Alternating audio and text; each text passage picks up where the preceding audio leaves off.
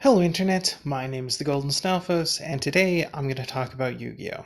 I already did a couple of videos talking about Magic the Gathering and MTG Arena specifically, um, and in my first video I complained mightily about how fundamentally broken the uh, the design of Magic the Gathering is, and not just card design, although that's definitely also a problem, but also like some of the underlying mechanics of the game.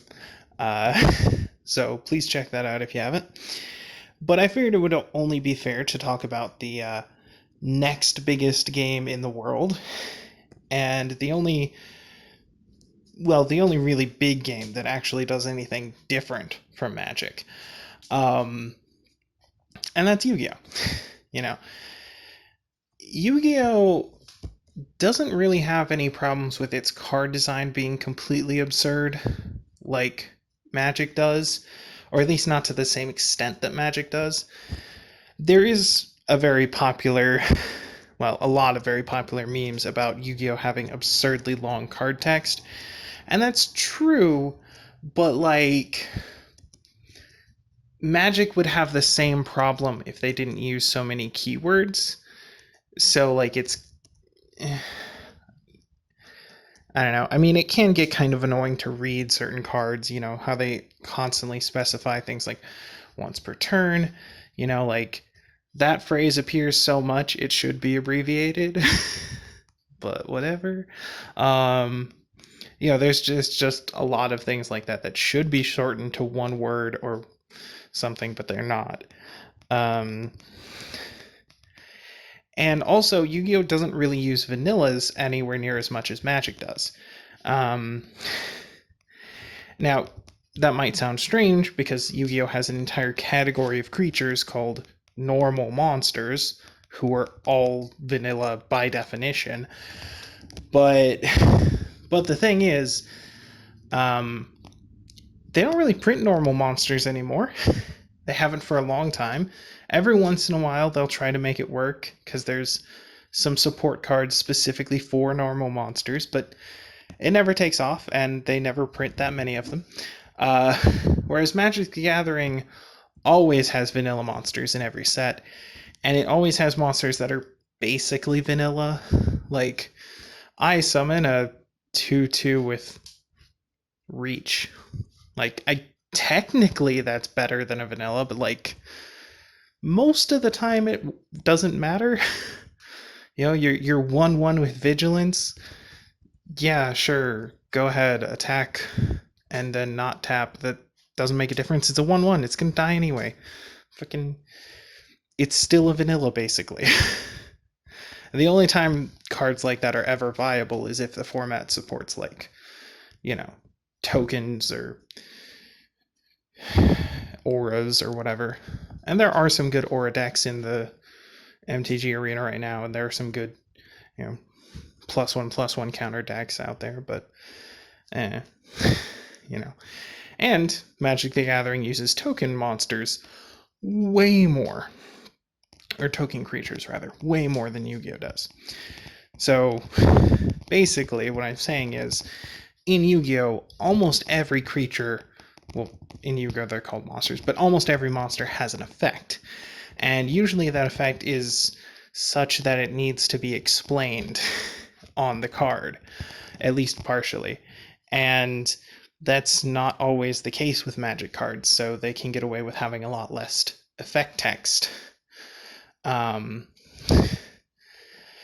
but also, I would say that most of the time, Yu-Gi-Oh cards are not nearly as broken as Magic cards. Like, some of the early ones certainly were. Pot of Greed is absurd. Yatagarasu was very busted for its time.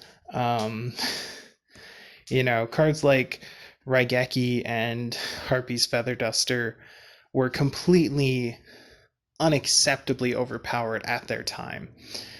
Nowadays, not so much. I mean, Harpy's Feather Duster just came to 1 on the ban list, and Raigeki's been there for years, and no one plays Raigeki. People might play Feather Duster, though. It's a little bit more meaningful, but anyway. Um, the point is just that card design typically wasn't that powerful for Yu-Gi-Oh! For a long time. In fact, in the early days, there were a lot of cards that were just straight up terrible by any measure. I just tried to say measure and metric at the same time. um, like you had cards like this little dog thing that has 250 attack, 100 defense, level 2. Just there. Just have it. You want Skull Servant? 200, 300? Let's go. Skull Servant. That's going to compete with anything, right? No effect, just a here. You know, there's a card called The Darkness Approaches, which like it's so stupid. So it's been errata since, but for a long time it was the only card in the game that could make something go into face down attack position. And that card required you to take like a -4 to flip one card face down, even though Book of Moon already existed. It's so dumb and bad. Uh, but there are just so many Yu-Gi-Oh cards like that from the early days where they'd print a handful of things that are good, but they'd mostly print just like complete garbage. Just absolute pack filler, wasted cardboard. No one's ever going to play this trash. Some of it looked cool, like everyone likes 7-colored fish, even though it's okay, but you know. I want to say after like 3 or 4 years, they got a handle on that and realized how stupid it was, and started shifting how they make pack filler garbage. So Yu-Gi-Oh! Has this design concept that isn't really present in Magic, and it's called archetypes.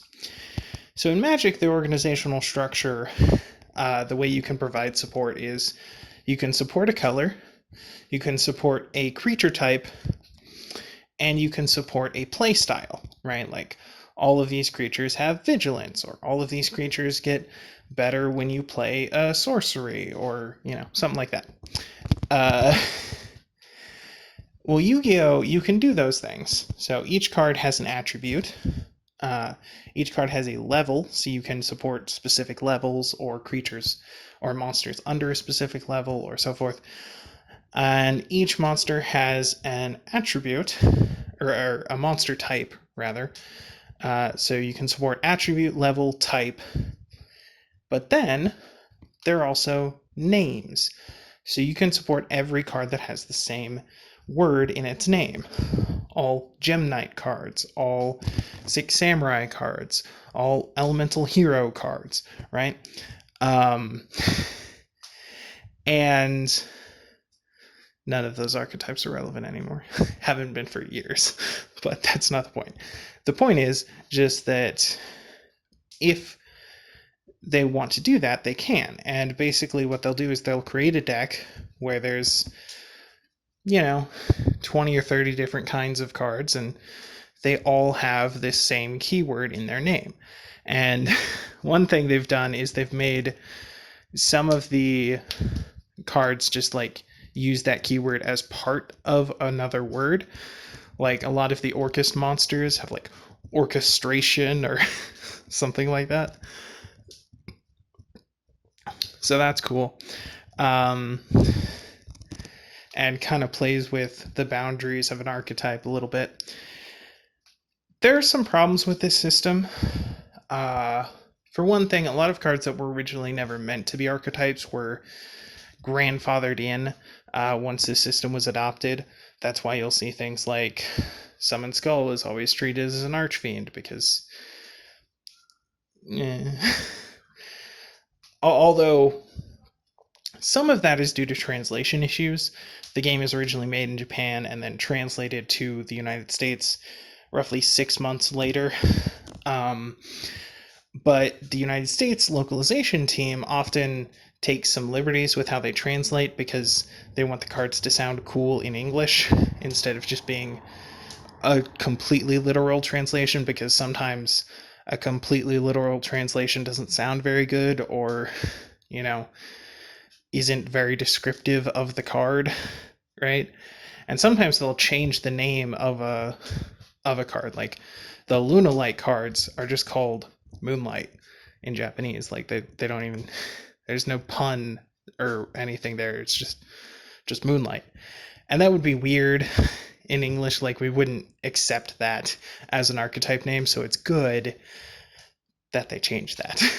um, but anyway, because of these localizations, sometimes there are cards that like say, oh, you can get any Guardian card except for Wing Guardian of Fortress number 2, and it just goes on this long list.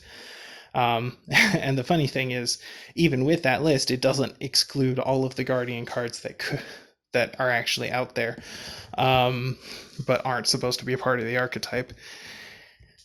Although realistically, to my mind, like they should just make that an official difference between the games, right?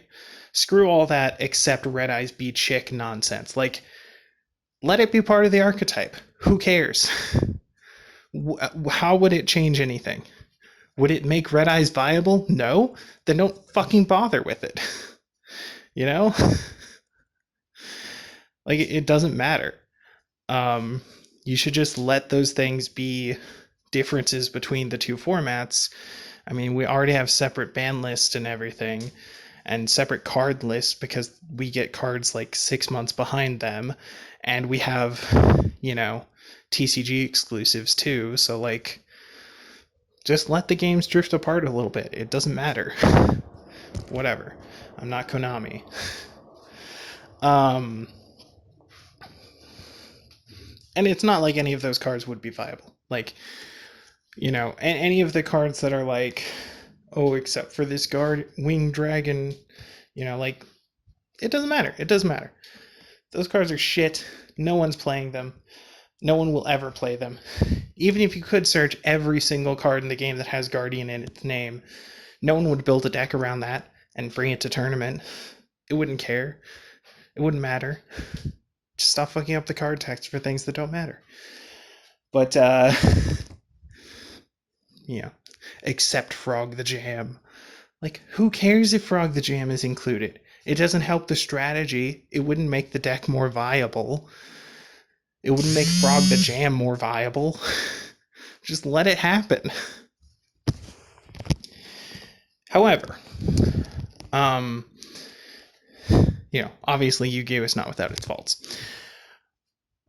But I would say it's a much more well-constructed game, as far as the underlying mechanics go.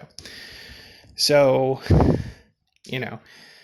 just to draw some quick comparisons. As mentioned previously, in Magic the Gathering, you need a 60-card deck minimum that contains roughly 24-ish lands, and the lands typically don't do anything except let you play your other cards. And there's no set board shape. You just play whatever. And there's like 7 different card types. You've got creatures, instants, sorceries, enchantments, equipments, or, well, I guess equipments are a subcategory of artifacts. Planeswalkers, right? Like, and it's kind of insane because a lot of these card types really overlap. Like, what is the difference between an enchantment and an equipment? The difference is some removal spells only work on one or the other. That's the difference. Like, it doesn't matter. Artifacts and enchantments do the same fucking shit in the same way. You don't need both of them. It's stupid, especially since now they're doing artifacts that are colored. I mean, before at least you could say, well, artifacts are always colorless, but now they're not. So, what's the difference? Why do you have two card types? Is it just to make madness decks happy? Or not madness, madness is when you discard. It's delirium when you have 4 or more types in the graveyard. Um, yeah. Is that it? Is that all it is? I don't know. But in Yu-Gi-Oh, you have 3 types of cards. There are subcategories, sure, but you have 3 types of cards. You have monsters, spells, and traps. And they each have a unique function, right? Monsters go in the monster zone, spells and traps go in the spell and trap zones, but, crucially, traps must be activated after they have sat face down for 1 turn. And spells do not have this restriction, right? So you can play spells on your turn, traps on your opponent's turn, and, that makes them distinct from each other and creates a purpose to having 2 different categories. And of course, with monsters, there's a further breakdown, right? So you have normal monsters, which we already discussed, have no effect. Effect monsters, which mind boggle, do have an effect. Ritual monsters, which are stupid and retarded and should have been moved to the extra deck ages ago, and now you can't, and it's just ritual monsters shouldn't be part of the main deck. It's stupid. Then you have fusion monsters, who are also pretty slow and stupid, but a little bit less so because they're in the extra deck. And, well, okay, I suppose I just explain how they're summoned. So, ritual monsters are summoned by playing a very specific spell card from your hand, while you have in hand the very specific monster card you want to summon, and enough tributes or discard fodder to equal that monster's level. In other words, you're always taking at least a -1, probably more like a -2 or 3, after you get at least 2 very specific cards in hand.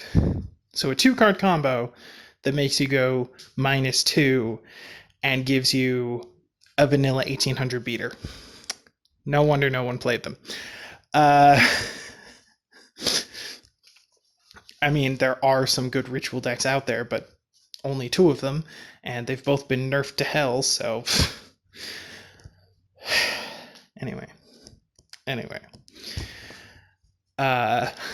Then there's the fusions, which are summoned by getting a polymerization or a substitute version of polymerization in your hand and activating it, along with having in your hand or on your field a number of creatures who have the exact names you need to summon this card from the deck. This is also usually a -2 or 3 just to summon a vanilla 1800 beater. Like, seriously, cards like Flame Swordsman, it's a fusion monster between 2 very specific cards that have no synergy and are both vanilla. And, you need a 3-card combo that makes you go -2 to summon a vanilla 1800 beater. No wonder nobody played them. Then you have synchros, which are summoned by putting on the field 1 tuner with a specific level and 1 non-tuner with a specific level that add up to exactly the level of the monster you want to summon. Some of the synchros have more specific conditions like that, like they need a specific tuner or whatever. But yeah, that's basically it. And this is much more doable. I mean, it's a 2-card combo, both cards have to be on the field, and it's still a -1, but usually you're getting something that's worth that trade-off. Like, I would gladly go -3 to summon the 6 Samurai Shien, that's it. Because, like, blanket negation and a 2500 beater and deck synergy, and yeah, please, let's do it.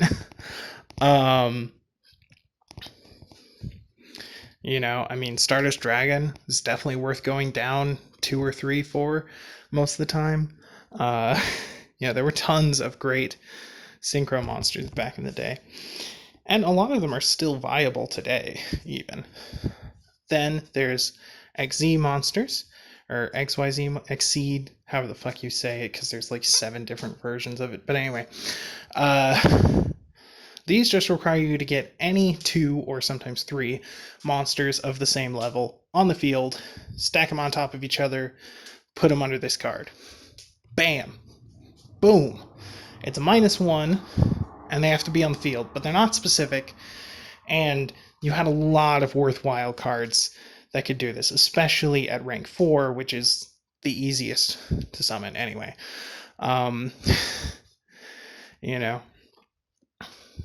There were a lot of good options at rank 3 too. Then you have the pendulum monsters, which I honestly still don't understand. Let me break it down for you as much as I can.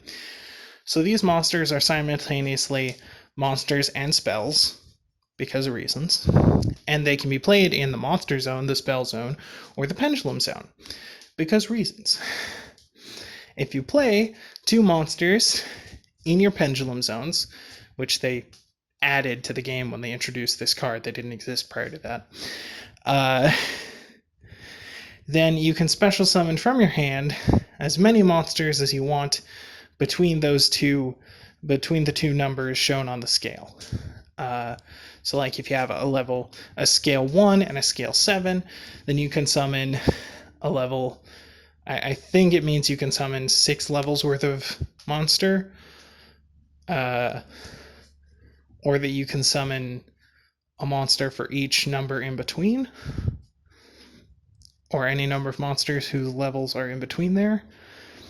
Honestly, I kind of never played against pendulums because they suck. So, I mean, eventually they got viable, but like for the first 2 years when they were out, literally no one played them. No one at all. And not least because it's a very stupid idea. And also for some reason, after you pendulum summon, they go on top of your extra deck, flipped face up. And I'm not sure if that obstructs your ability to use the extra deck or not. It's very dumb. Then, something even dumber, link summoning. When it was introduced, link summoning made it so that, 1, the pendulum zones got moved down into the spell and trap area, because reasons. 2, they created 2 new zones in their place. And 3, you have to put a link monster in this zone, and if you don't, you won't be able to summon anything else. So the way they fixed it is so that in order to special summon a monster from your extra deck, it has to be put in the extra deck zone, or a zone that is connected to the extra deck zone by a link arrow from a link summon monster. So basically they made it so that in order to play your old cards that you enjoy and were good, you had to go -3 to summon a link monster first. And big surprise, most decks couldn't do that, and just completely lost relevance, because how do you take a -5 to summon your boss monster on turn 1? Like a -2 you could do. It wouldn't be the best idea, but you could do it. But then we also have to waste resources on a link monster first. Ugh. Anyway. So they eventually, after 4 years of people dropping out of the game like flies, decided to change that rule so that now the link arrows only affect link monsters and pendulum monsters, and all of the other fusion and XZ and synchro and whatnot can be summoned normally. Because, yeah, you shouldn't have fucked with your core mechanic, you dumbasses. Fucking Konami. Anyway, so that's how the monsters work. I guess I should explain combat now. So, in combat, Any monsters who are on your field can attack. In Magic, you have to wait a turn after you summon a card so that it can be destroyed before you have a chance to use it, because that's fun, I guess. I don't know. I mean, I guess it's to make sure that your opponent has a chance to do something about a card and they don't just get, surprise attacked. But the problem is that, if you spend 8 mana on a creature and then that creature gets killed by a 2 mana kill spell next turn and you didn't get to attack with it and you get to do anything with it, then effectively your opponent played Time Walk on you. And and that's kind of fucked up, right? So yeah, Yu-Gi-Oh doesn't do that. So in Yu-Gi-Oh, they instead rely on you placing traps during your turn to activate during the battle phase or during your opponent's turn. Of course, no one uses battle traps anymore. That's long since gone out of fashion, but there were a lot of good ones back in the day. I remember a lot of games that were decided by Magic Cylinder or Mirror Force or heck, even Sakuretsu Armor. Of course, way back when those cards were usable. Nowadays, you couldn't possibly win with that. But yeah,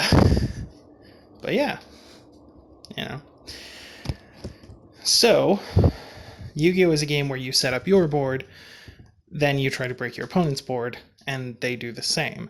No one can attack on the first turn of the game, so the second player has the first opportunity to break the opponent's board. And then it just goes back and forth until someone runs out of resources and dies. When you attack, your monster, it targets one of your opponent's monsters and attacks it. You have to attack another monster unless you have some sort of special effect that lets you dodge that, or there is no monster to attack. In which case, you attack your opponent directly and just eat away their life points until they die. And that's it. It's that simple. That's how combat works. Yeah. There's no convoluted bullshit about the order of blocks or anything. You just hit them. Like, my guy has more attack than that guy, so my guy's gonna slam into that guy, and that's your main method of removal. For a long time, Yu-Gi-Oh had no good spot removal at all, and you just killed things through combat. You had Regeki and Dark Hole, and those were, and Mirror Force, and those were great ways to wipe the board, but there was no spot removal. And I think Fissure and Smashing Ground, really were the only. There's Icarus Attack and they're all garbage. I mean, Icarus Attack is a -1. Smashing Ground is based on defense, face-up defense position monsters. Fissure only hits the lowest attack card, whatever that is, which is fine if there's only one monster, but otherwise you're hitting the least valuable target. Good job. So, and they're all even trades. Since there's no mana involved, one card for one card is all you have to worry about. It's purely about card economy and much less so about tempo. And basically any advantages you do get in tempo are because of card economy, right? So, in Magic the Gathering, you can have a card like Divination. It says pay 3 mana, draw 3 cards, and it's a solid +2. And in Yu-Gi-Oh, there is no such thing as a +2. There just isn't.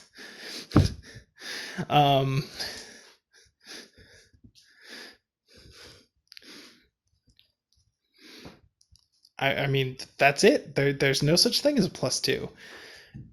I mean, I guess there are some banned cards that might be able to do that, Morphing Jar makes both players discard their hands and draw 5 when it flips up. But that card's been banned since forever, and it's symmetrical, so you probably wouldn't play it anyway, because like both players are but yeah, like there's nothing in Yu-Gi-Oh that's anywhere near that powerful. There's the most powerful draw spell in Yu-Gi-Oh is Pot of Greed, which is only a +1, and every other draw spell in the game is a shitty version of Pot of Greed that has some huge drawback, like discard the top 10 cards of your library into exile, right? Like, well, in Yu-Gi-Oh it doesn't say that. It says banish the top 10 cards of your library, but like, I put it in Magic terms for a second there for anyone who needs the Magic version. And so, like, there's nothing like that. As I mentioned before, because there's no real removal options early on in the game, there are now. There are definitely lots of them now. If your deck doesn't have like 4 different versions of non-targeting spot removal, then you're what are you doing with your life, right? But I mean, I'm kind of joking, but I'm also kind of not.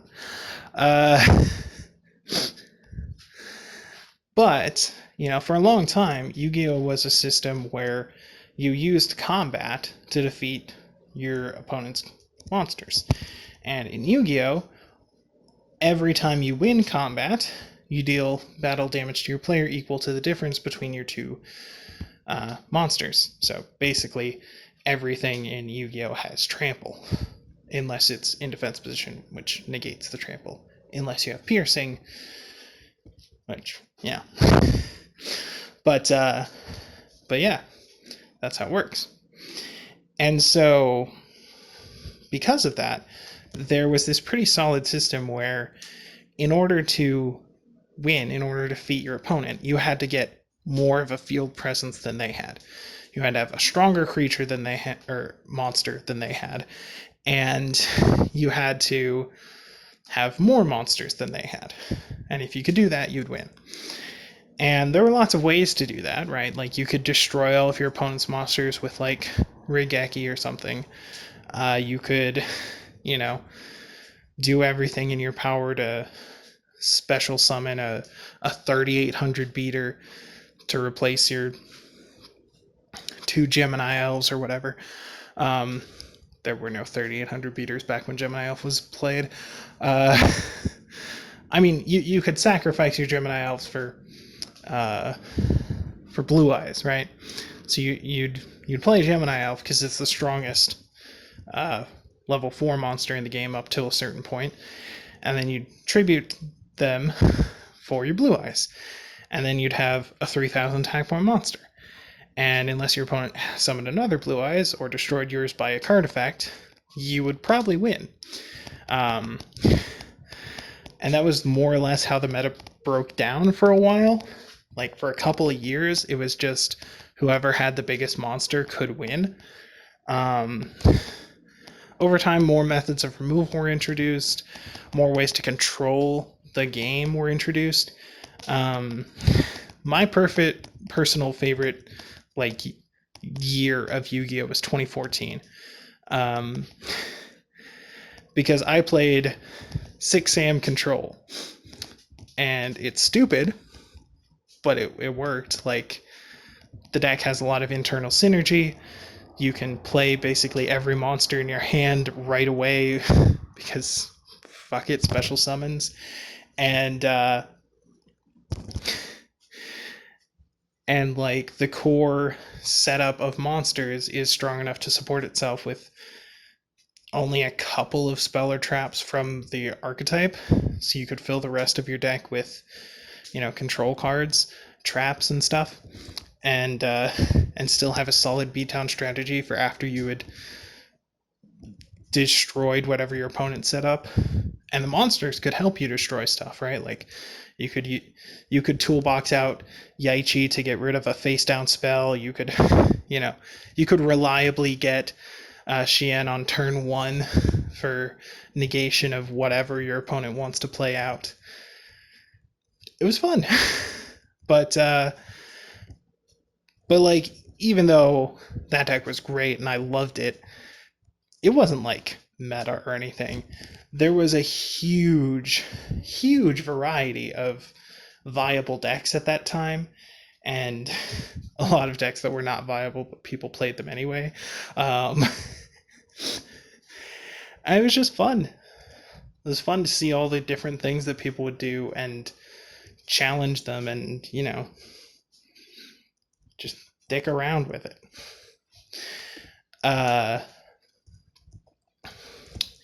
I actually stopped playing Yu-Gi-Oh after that point, mostly because I didn't have anyone to play with anymore.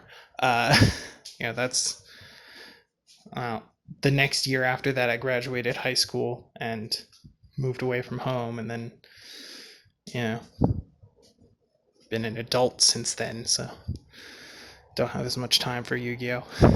I play it on the PC sometimes with the Link Evolution Duelist Generations, whatever the fuck it's called. Legacy of the Duelist, that's what it's called. Anyway, which I'll probably be using for footage on this video.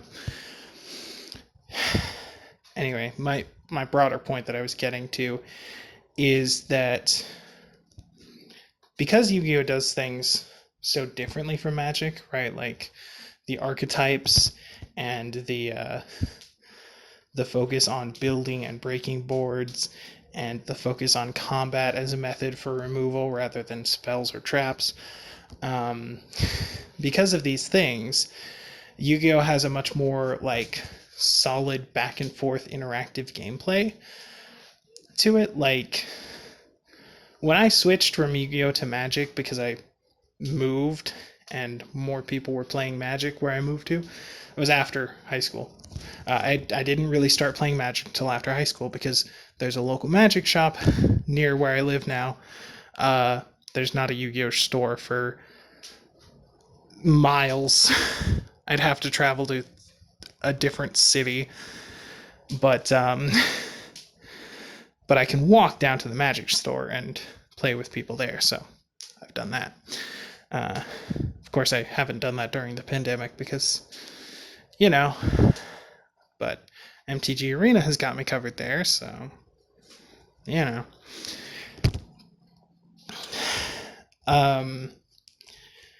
But when I made that switch, I was shocked at how non-interactive Magic is, right? Like 9 times out of 10, there is no response to anything being played, and when there is a response, you never really see like back and forth on it, right? There's no chain link 3, to put it in Yu-Gi-Oh terms. The only time you really see a back and forth is, okay, I'm playing this card. No, you're not. Counterspell. Okay, well, my turn's over. Have fun. That's it. That's the only time you see back and forth in Magic. Or I'm playing this card, and then your opponent lets it resolve, and they're like, oh, by the way, I'm killing that card. Okay, cool. That's the extent of interaction. And sometimes you can be on the other side of that, and your opponent plays a card, and you're like, oh, cool, I have a shock. I'll just get rid of that. But that's it. That's the extent of it. And, that's it. There's nothing else. No more interaction or strategy beyond just, let me get rid of that for you. Whereas in Yu-Gi-Oh, I've regularly gotten things that went off, quite a bit. Like I'll play a thing and my opponent will activate, some trap in response, and then I'll activate another spell card from my hand in response, and you can do that. And they have like meaningful interactions with each other. Like, well, because in Yu-Gi-Oh there is no counterspell. There there are cards that negate, but they usually negate things that are in play or coming into play. But also, you have to typically you have to use up a card to activate a negation. If it's like, like you have to discard, you have to play the card that you're using to negate, and so you're doing like a trade, and so it doesn't feel anywhere near shitty as counterspells do. Because when you counterspell, like technically you're making a trade-off, right? Like technically you're doing one card for one card, but there's usually a mana imbalance, and that matters in Magic. So like, it's still a problem. but also it's a lot harder to negate a summon than it is to negate a spell or trap. I mean, especially because a lot of monsters have come with protection for their summoning over the years. Like back in the day, Trap Hole was not an unforeseeable event, but nowadays it would be. Even though there's an entire archetype built to support that card, no one's playing Trap Hole, right? Like, you're just not. Or Torrential Tribute, which is the better version of that card anyway. You're just not. And even if you did, you'd have a limited pool of targets. So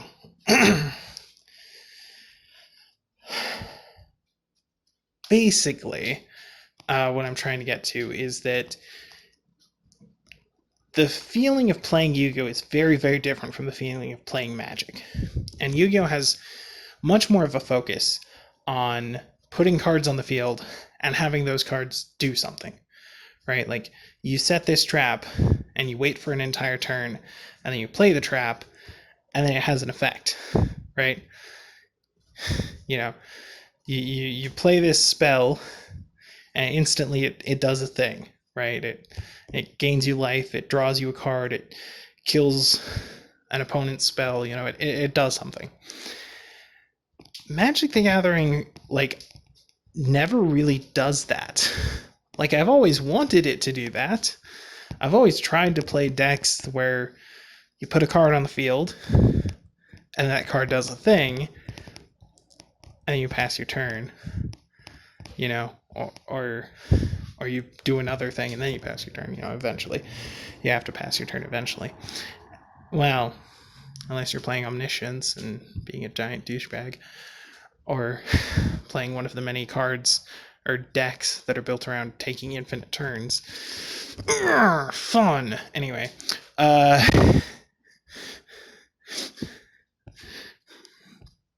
but my broader point was just that in that setup,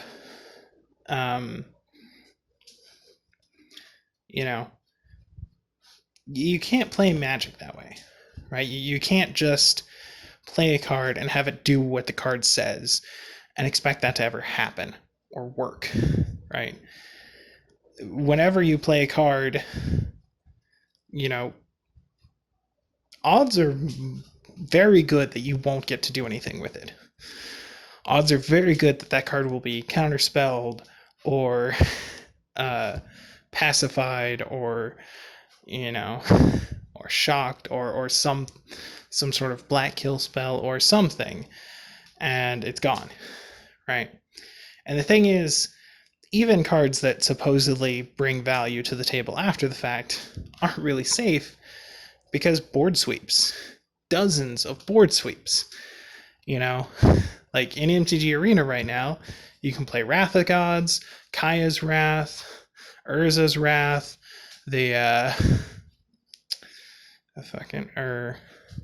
there's like 7, there's a Giant's Wrath thing. I don't think it's called the Giant's Wrath. I think might be Wrath of the Giants or something like that. Something like that from, I believe, Eldraine. But yeah, and basically all of these cards, you just pay 4 mana, wipe your opponent's board forever. You know, there are cards that can do that for cheaper if you're, willing to take some conditions like, kill every monster that's less than 3 mana cost for 2 mana, or kill every monster that has less than 3 toughness for 2 mana, or, you know. I mean, I've seen plenty of decks that are just all board wipes and like one win condition card buried somewhere in the mix. And you don't get that in Yu-Gi-Oh! There are no decks like that in Yu-Gi-Oh! Every deck in Yu-Gi-Oh! Has a clear win condition that they build to throughout the course of the game. And, and they have combos, and they have like, things they do, and things that they can do in response to you, and things that you can do in response to them, and like it's just a much more interactive and fun game because of that stuff. Not to say that every deck is interactive. Obviously, you can build decks that don't really care about what your opponent is doing and just aim to do their thing no matter what. But that hasn't really been my experience with the game for the most part. For the most part, people are interactive and they do stuff. And while you can build a control deck, they aren't going to be anywhere near as powerful and oppressive as control decks in Magic. Like comparing something like Altergeist to, a default blue-black control deck, it's just a world of difference. Like an absolute unbelievable chasm of difference between the power levels of those decks, right?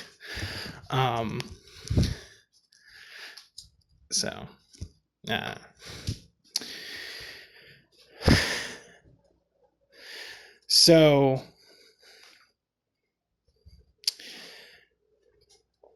I think the fundamental strength of Yu-Gi-Oh! Is that it has a set board, and it's about building that set board. And it feels good to build a board. It feels good to play a card and then play another card that synergizes with that and be like, haha, now I've got a thing in play. What are you going to do about it?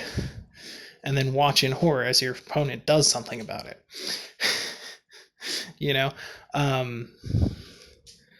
That to me feels much better than anything I've ever gotten out of Magic the Gathering.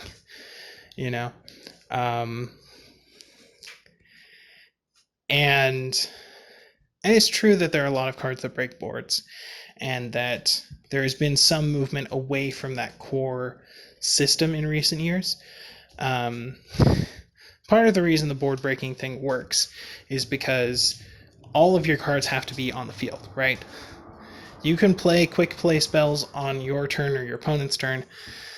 You can play them on your turn from your hand, just like any other spell, or you can activate them on your opponent's turn if they've already been set on the field. You can play traps after they've been set on the field. You can attack with monsters after they've been put on the field, right? There are no surprise gotcha right in the middle things, right? Like, if your opponent has a battle trap, you see that card on the field when they put it down on their turn. And you don't have to attack into it. You can strategize, you can destroy it, you can do something before you attack, right? And if you do attack into it because you have nothing else to do, or because you're just dumb, then you have to suffer the consequences for that, right?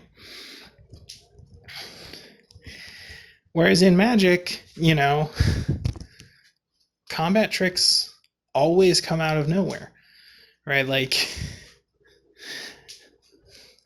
if you're playing against an aggressive opponent, right, or whatever, and they swing at you, and you think, okay, I can block this guy, and my dude won't die, so I'll do that.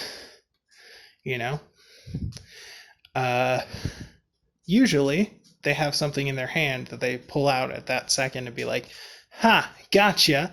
Now your guy's dead anyway." Um, and it's not like there's a good way around that. You could say, "Oh, well, just don't block because it's obvious that they know how math works and blah blah blah." But like, what am I just supposed to take it in the face instead? Like, if he's got the battle trick, he's gonna use the battle trick anyway. Like, you know, if he's gonna give his monster +3, then he's gonna give his monster +3. I can't stop that because I'm not playing blue because I'm not a douchebag. The only thing I can do is block. Or take the 6 damage or whatever. Um, and so there are a lot of like shitty no-win scenarios where you can't. And the thing is, you can't know that your opponent has a trick. They might be baiting you, right? They might not have a trick, and they're just hoping that you won't block out of fear of them having a trick. And that's dumb. That's super fucking dumb. Right? Like, you can't know. And the best option is always to block, right? Unless you can't afford to lose that creature for some reason. But, if it's just like a token or whatever, then block. And so you're putting in a no-win scenario, right? Like, either you take the damage because you're afraid of losing the creature, or you lose the creature because you're afraid of taking the damage. And there is no win. And you can't know whether that's a trap or not.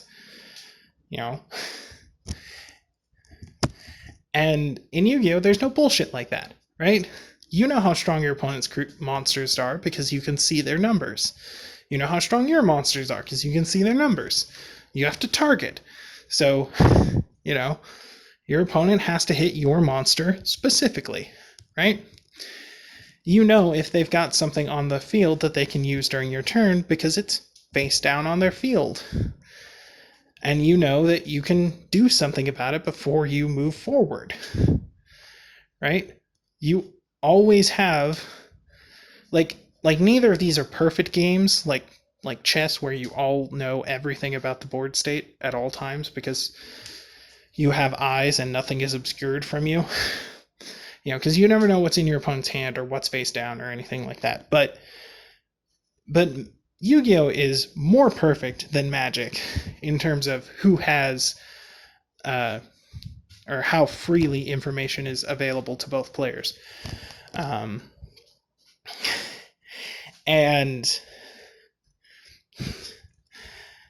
I think it strikes a better balance with that imperfection because, like, sure, you don't know what the card is. I mean, you can guess based on the meta, but you don't know for sure what the card is. But you do know there is a card, right?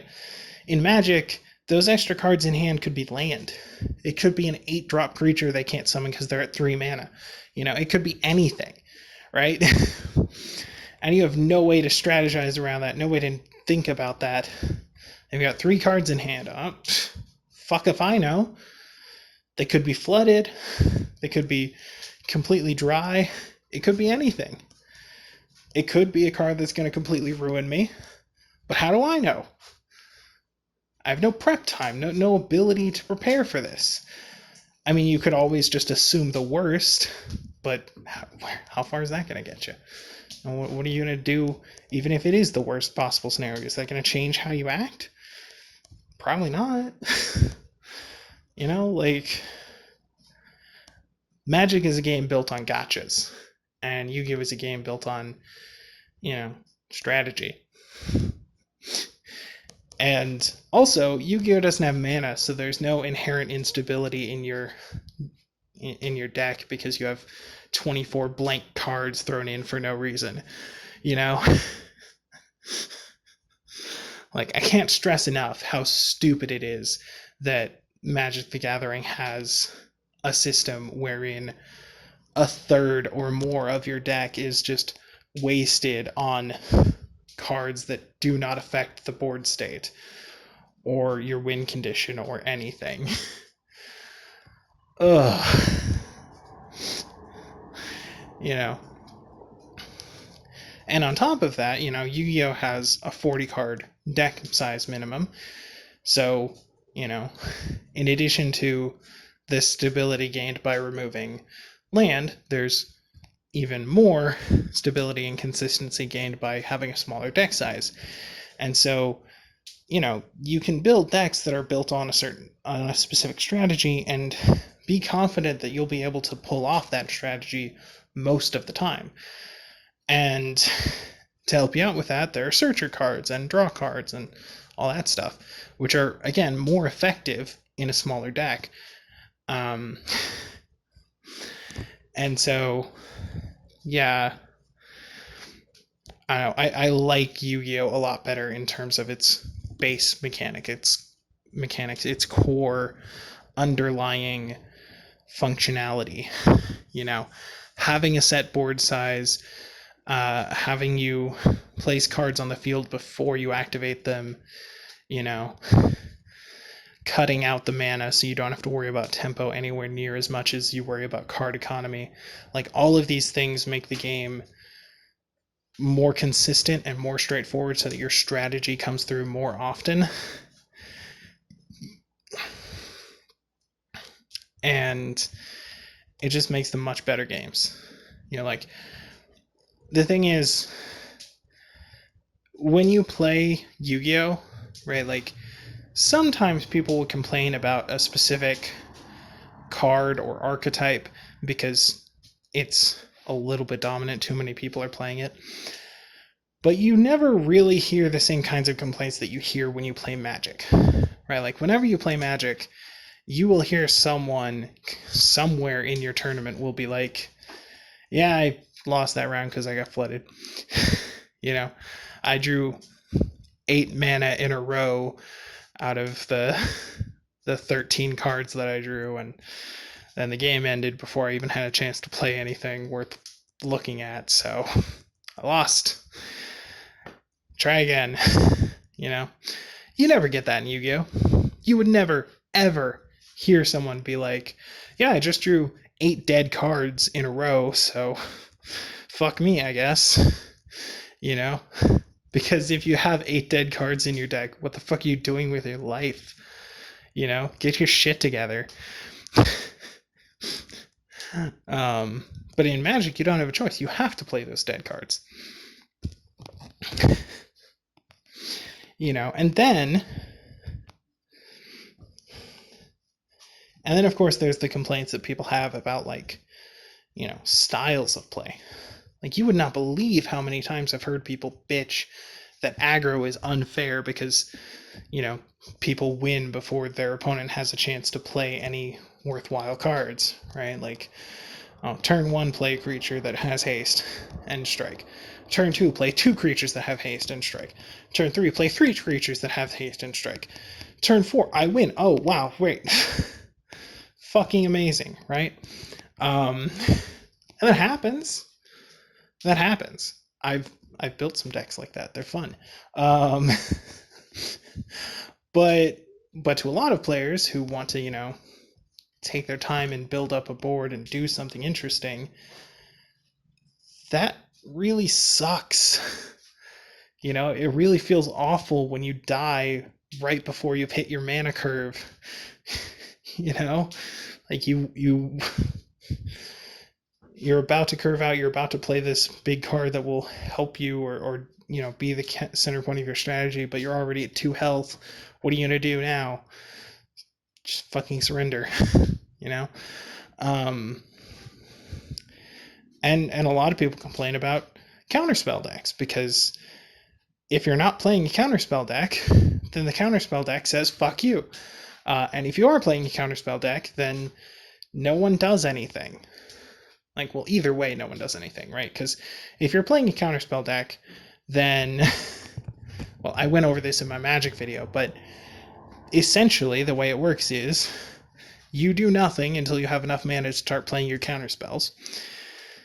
And usually they start doing that at turn 3.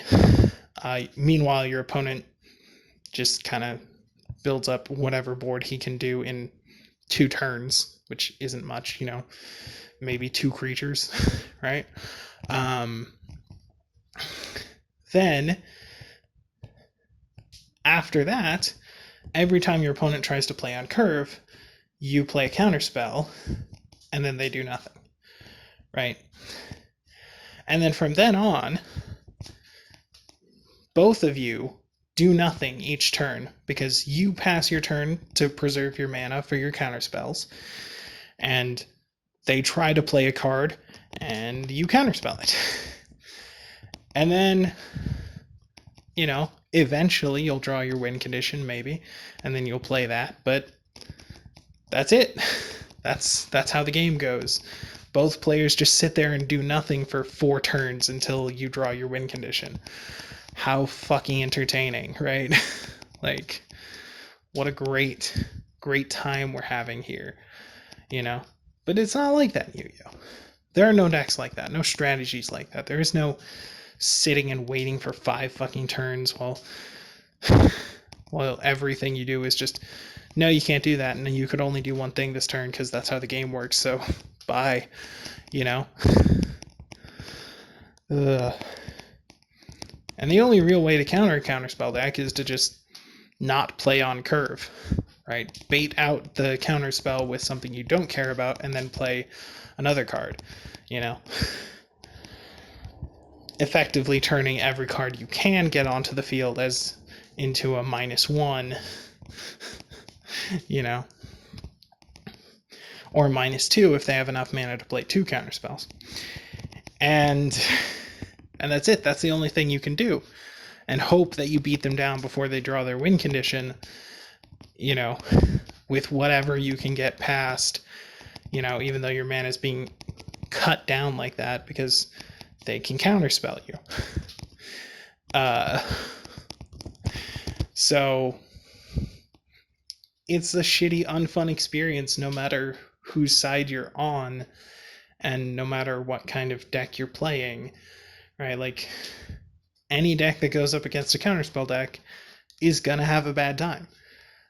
I don't know how counterspell players sit through games like that, where, like, if your deck goes off perfectly, best case scenario for you is both players sit there and do nothing for 4 turns, and then you draw your win condition. Like, why would anyone want that? Why would that even be in the game? That's just not fun for anyone. Ugh. And even after you get your win condition, you usually don't win instantly. Usually it's like a 6-drop card that does 6 or 7 damage or something, and then you have to slowly hit your opponent with it like 4 times, and then, which, sure, I guess works, but like, then that means there's another 4 turns where you have to make sure that your opponent can't do anything, and you just, I play no cards, I'll attack with my creature, then I'll play no cards, then I'll pass. I'll make sure you don't play that card, then you'll pass, then I'll play no cards, then I'll attack with my creature, then you'll pass. Like, just, why? Why would you want that? Boring, slow, long, ugh. A lot of people make jokes about how fast Yu-Gi-Oh! Is, and it's definitely gotten faster over the years, but Yu-Gi-Oh! Never has games like that, where both players just sit there and do nothing for 10 years. And honestly, I'll take a fast game over a slow game any day. I got shit to do with my life. I'm good. I mean, so yeah, that's about everything I wanted to say about Yu-Gi-Oh! Today. It's a pretty good game. Or it was. Honestly, I can't recommend the game post Pendulums. Like, after they walked back the link summoning thing, you might be able to play some decent decks, but like any deck I'd want to play nowadays would just be, you know, a revamped version of a deck I was playing in like 2012 or whatever. And none of those decks would be competitively viable, so I wouldn't really benefit from that. But if you want to hear some really good Yu-Gi-Oh discussions, watch DZeef. He's great. He's got a ton of great videos, just totally worth watching. Simo is also pretty good. Rank 10 Yu-Gi-Oh is great. I love those guys. I don't know if I called out any Magic YouTubers during my Magic video, so I'll do that now. Nisahon Magic, best, absolute best for discussing competitive viability of cards. He has a new top 10 every week. I think like 2 a week. It's incredible. If you care at all about the money side of things, Alpha Investments is a must. There's so many. Ristic Studies is one of my favorites for like card design and like analysis. Oh man, there's so many good ones. Yeah, so that should be enough to get you started. You'll find the rest just by association with those guys, probably. Yeah. So anyway, that's the video. Mostly just me talking about why I like Magic better than Yu-Gi-Oh. Well, liked it better than I didn't really keep up with it. And mostly like it's not just because the new creature types, like the new creature types are part of it, but like the bigger thing is they changed the shape of the board, and they changed the way field spells work, and they changed the way the first turn draw works, and and they errated a bunch of stuff, and they changed, like there's a whole bunch of changes that happened during the introduction of pendulums, and they make the game feel completely different than it was before. Like they just completely shifted the way it worked. Because like originally in Yu-Gi-Oh, both players start with 5 cards and draw each turn, including on the first turn. And that was fine because the turn 1 player doesn't get to attack, right? So you get to build your board with 6 cards, and your opponent gets to use their 6 cards to break your board. So it's symmetrical, right? We'll build theirs and attempt to break yours, right? And so it's symmetrical. It's a back and forth, right? But then they took that away, right? Because they thought, oh, well, having 1 extra card on turn 1 isn't fair anymore. I guess.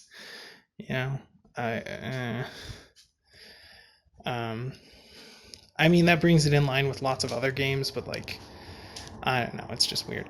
Also, they recently changed the time rules, and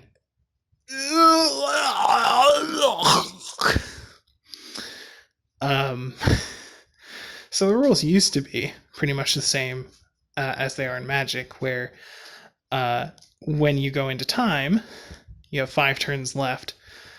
Turn 0 is the current turn, and then everyone goes back and forth until all 5 turns are up or someone wins. Right? Fair enough. Simple. Now the current phase when time is called is the last phase of the game. There is no. That's it. You can't even move to battle phase if you're in main phase 1 when time is called. Like, it's so ridiculous. And of course, if your opponent just happens to be taking forever and time is called during their turn, well, fuck you. You don't get a chance to do anything. You don't get to respond. You don't get to move forward. You just, slow play is a winning strategy now. Fuck you. I mean, slow play is still technically illegal, but like, there are lots of things you can do that are not legally considered slow play, but definitely are slow play. Um, and people know what I'm talking about. Like,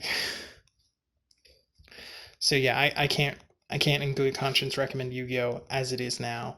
I can recommend Legacy of the Duelist, Link Evolution, whatever the fuck. It's a good game. The only real problem with it is the fact that like you can't directly get packs or cards or anything. If you want to build up your library, you have to, one, look up which set of packs the cards you want are in, and then two, go through the storyline for until you unlock that pack merchant, and then buy those packs. And it's just weird. It's just weird. And it's not really set up for like play between players. You know, like as far as I can tell, there's no like ladder or tournament play or anything like that. You can draft. I guess you can draft. I don't know. Who cares? No one drafts in Yu-Gi-Oh. And you have to use real world money to draft anyway, so fuck that, right? Yeah. So anyway, that's the video. Thank you all for watching, and I'll see you in the next life. Laters.